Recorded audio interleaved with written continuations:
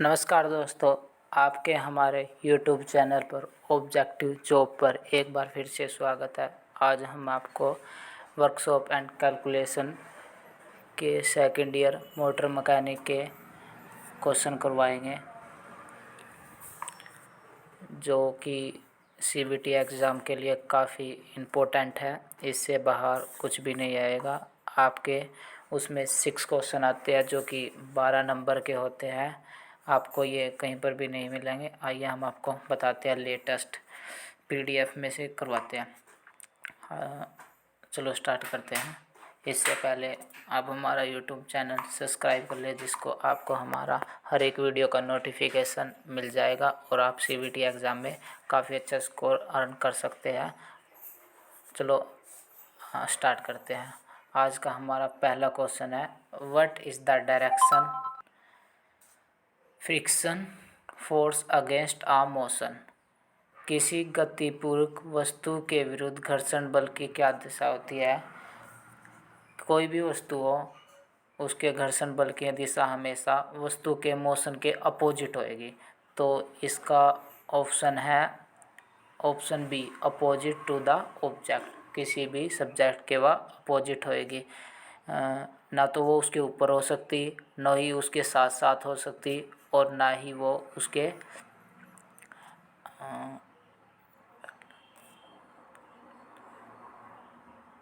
ना ही वह वस्तु के साथ में हो सकती। हमेशा फ्रिक्शन फोर्स मोशन के विपरीत होता है। तो इसका सही जवाब है ऑप्शन बी।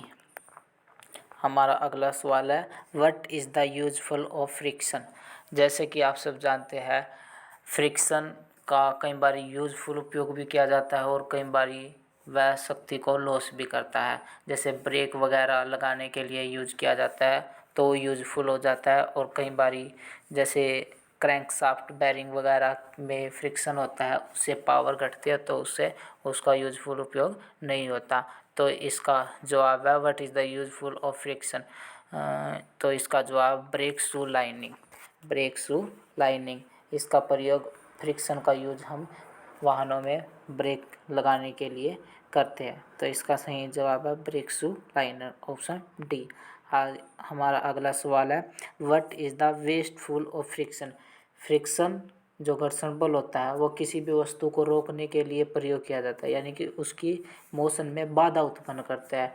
तो उसका ऐसा क्या यूज है जिससे वो उसके पावर को कम करता है, यानी कि वो यूजफुल नहीं है। तो इसका सही जवाब होएगा हमारा रियल एक्सल गियर। यानी कि ये जैसे कि फ्रिक्शन बाधा उत्पन्न करता है, अगर ये एक्सल गियर में बाधा उत्पन्न करेगा तो उससे स्पीड कम हो जाएगी।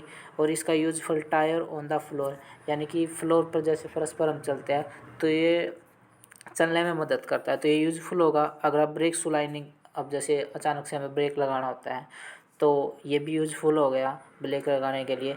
क्लच लाइनिंग, क्लच लाइनिंग ये भी यूजफुल होता है, क्योंकि इसको ये फ्लाई व्हील से क्लच को रोकने में मदद करता है, तो यूजफुल होगा। तो इसका सही जवाब है option A, real axle gear, क्योंकि ये उसमें बाधा उत्पन्न करता है जो कि नहीं करनी चाहिए। तो हमारा अगला सवाल है, which force is directionally proportional to the normal reaction between the connecting surface. कौन सा बल सीधे सतह के संपर्क के बीच सामान्य प्रतिक्रिया के लिए अनुपाती होता है। तो इसका सही जवाब है ऑप्शन सी, फ्रिक्शन फोर्स। हमारा अगला सवाल है, उसके साथ आगे बढ़ते हैं। अगर यदि आपने हमारे यूट्यूब चैनल को सब्सक्राइब नहीं किया है तो प्लीज़ उसको सब्सक्राइब कर ले। चलिए बढ़ते हैं अगले सवाल के साथ। Which one of the flowing action is between wheel and road if vehicle are able to run on road. तो यदि किस कारण से वाहन रोड पर चलने में सक्षम होता है, तो इसका सही वो होता है, जवाब है फ्रिक्शन फोर्स, क्योंकि फ्रिक्शन फोर्स के कारण ही हम किसी भी उस पर चल पाते हैं। तो इसका अगला सवाल है, घर्षण के गुणांक को निरूपित करने के लिए किस सिंबल का यूज किया जाता है। तो इसका ऑप्शन है option B, mu. Coefficient of friction को दिखाने के लिए हम म्यू सिंबल का यूज करते हैं। हमारा अगला सवाल है, ये थे हमारे वर्कशॉप एंड कैलकुलेशन मैथ के। अगला हमारा है इंजीनियरिंग ड्राइंग। इसमें से भी 6 क्वेश्चन आते हैं जिससे आप अच्छा स्कोर कर सकते हैं। ओके, तो हमारा पहला सवाल है इंजीनियरिंग ड्राइंग का। Two general type of tyre. Tyre mainly कितने प्रकार के हो सकते हैं? इसमें रटने वाली कोई बात नहीं है, आप खुद भी देखो। टायर हमेशा 2 प्रकार के होते हैं, एक ट्यूबलेस, एक विदाउट ट्यूबलेस, जिसमें ट्यूब यूज़ नहीं होती, और एक में ट्यूब यूज़ होती है। तो टाइप 2 प्रकार के होते हैं, जैसे ट्यूब और ट्यूबलेस।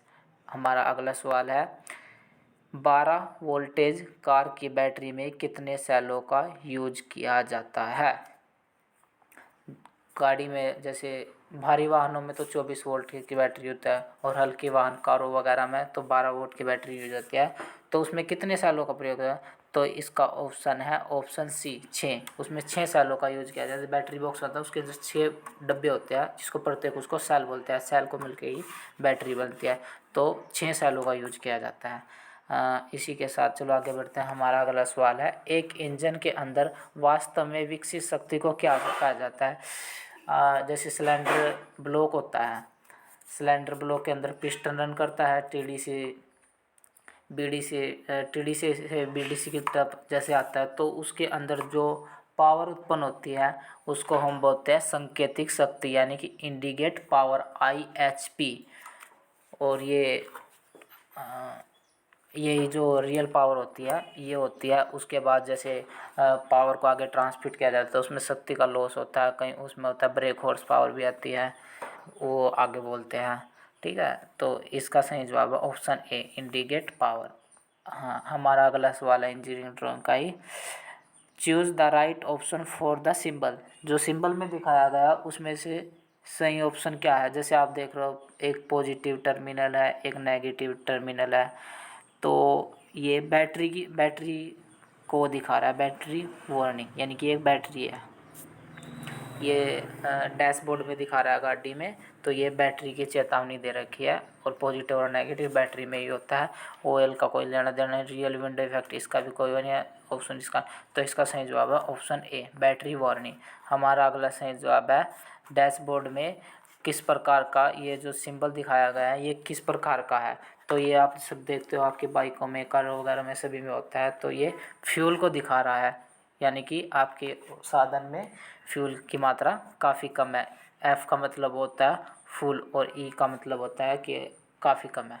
ओके, तो हमारा अगला है choose the right option of given symbol. जो ये सिंबल दिखाया गया इसमें क्या यूज होता है? तो ये खतरे का निशान होता है। जैसे कि आप कई बार गाड़ियों में देखते हैं कि गाड़ियाँ सड़कों पर खड़ी रहती है और उसकी चारों लाइट बीप बीप होती रहती है, बलती रहती है। तो वो इस बात का सिंबल होता है कि आगे कोई खतरा है, या फिर आपने जहाँ पर ज़्यादा गाड़ी चलती है वहाँ पर पार्क की हुई है, तो ये खतरे का निशान होता है। तो इसका ऑप्शन है ऑप्शन सी, हार्स्ड लाइट, यानी कि खतरे की लाइट। इसको कभी नज़रअंदाज नहीं करना चाहिए। इसी के साथ हम अपनी वीडियो ख़त्म करते हैं।